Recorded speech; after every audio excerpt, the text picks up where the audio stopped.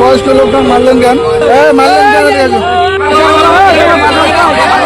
ক্ষুধা বড়ই নির্মম। পেটের আগুন যখন দাউ দাউ করে চলে তখন পৃথিবীর সব নিয়ম আর হিসেব নিকেশ যেন তুচ্ছ হয়ে যায়। কিন্তু সেই ক্ষুধার্ত পেট যদি হয় একজন বাবার বয়সী অসহায় বৃদ্ধের, আর সেই সামান্য ক্ষুধার মূল্য যদি মেটাতে হয় চরম অপমান আর গায়ে হাত তোলার মতো নিষ্ঠুরতায়, তবে কি থমকে যায় না আমাদের তথা কথিত সভ্য সমাজ?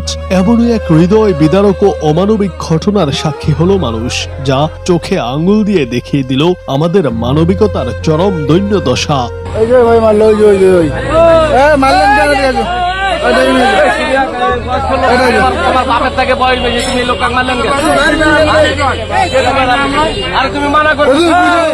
পকেটে একটি কানাকড়িও নেই, অথচ পেটে তীব্র ক্ষুধার জ্বালা। খিদের চোটে শরীর হয়তো কাঁপছিল মানুষটির, আর সইতে না পেরে কেবল বাঁচার তাগিদেই ফলের দোকানের একটি খাঁচি থেকে মাত্র একটি আম তুলে নিয়েছিলেন তিনি। ভেবেছিলেন হয়তো একটু করুণা মিলবে, অন্তত পেটের আগুনটা একটু নিভবে। কিন্তু না, একটি আমের দাম যে এত চড়া হতে পারে তা হয়তো ঘুণাক্ষরেও ভাবেননি ওই অসহায় বৃদ্ধ।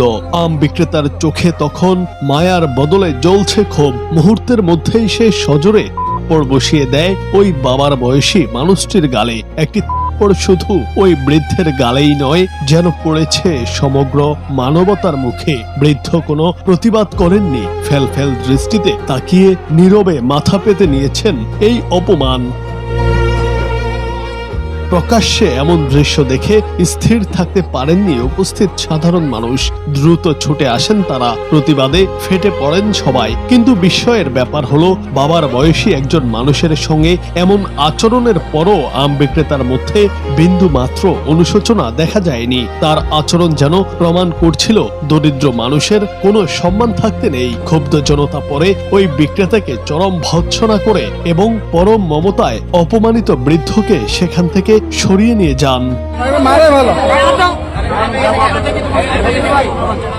দিন শেষে হয়তোবা জনতার ভালোবাসায় বৃদ্ধ মানুষটির পেটের ক্ষুধা মিটেছে, কিন্তু সবার সামনে যে চরম অপমান তাকে সইতে হলো, হৃদয়ের সেই ক্ষত কি কোনোদিন মুছবে? এটি কোনো অপরাধ ছিল না, এটি ছিল একজন অসহায় বাবার বাঁচার আকুতি। ওই বৃদ্ধ হয়তো নীরবে কাঁদছেন, আর তার সেই বোবা চোখের জল যেন আজীবন অভিশাপ দিয়ে যাবে আমাদের এই স্বার্থপর সমাজকে।